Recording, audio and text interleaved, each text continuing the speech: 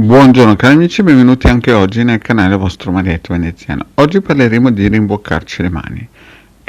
Ma prima di iniziare questa micropillola, il vostro Marietto vi chiede di iscrivervi al canale YouTube di Hildegarda, al canale YouTube del vostro Marietto Veneziano, di venirci a trovare nei nostri gruppi Facebook e anche in Telegram, dove abbiamo un gruppo dal nome Magici Arcieri Bertolini. Siamo già più di 170, se venite vi mettiamo giù il tappeto rosso. E a proposito, se avete delle domande non chiamatemi PVT, ma scrivetele qui sotto nei commenti del canale YouTube del vostro Marietto Veneziano.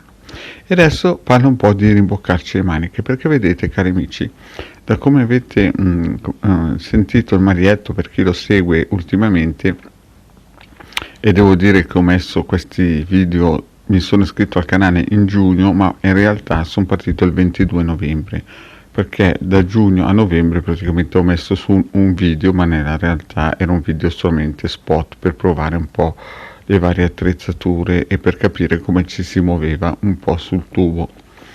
Adesso praticamente da novembre, dal 22 novembre a oggi, praticamente sono passati poco più di 5 mesi, il vostro Marietto ha fatto qualcosa come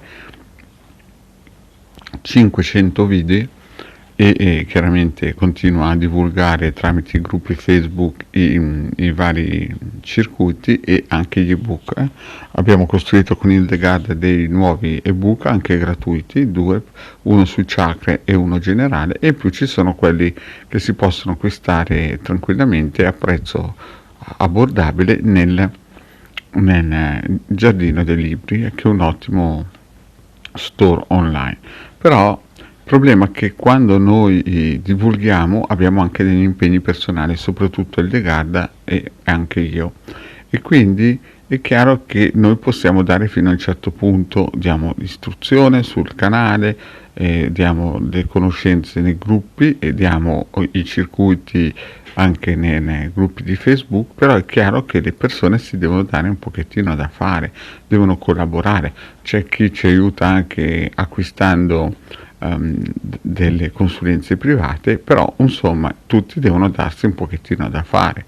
Non è che se per caso uno gli prude un po' e non ha voglia di andarsi a cercare un circuito che abbiamo messo magari 3-4 volte nei gruppi di Face o è nel canale o è nel sito del capitano.intervista.org, lo deve venire a chiedere, perché abbiamo 170 persone che sono sul gruppo del Magici Arcieri Bertolini, più io ho 2800 amicizie nel mio diario e qualcosina come anche 600 persone che sono come si suol dire, aggregate ai gruppi di Facebook. Quindi vi immaginate che se ogni persona si sveglia la mattina e perché non ha voglia di cercare un circuito me lo chiede, capite anche voi che io non lavoro più.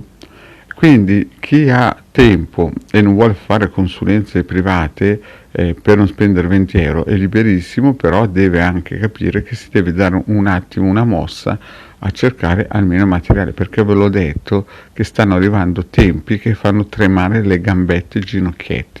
Quindi se qualcuno non riesce a capire la gravità della situazione è messo male.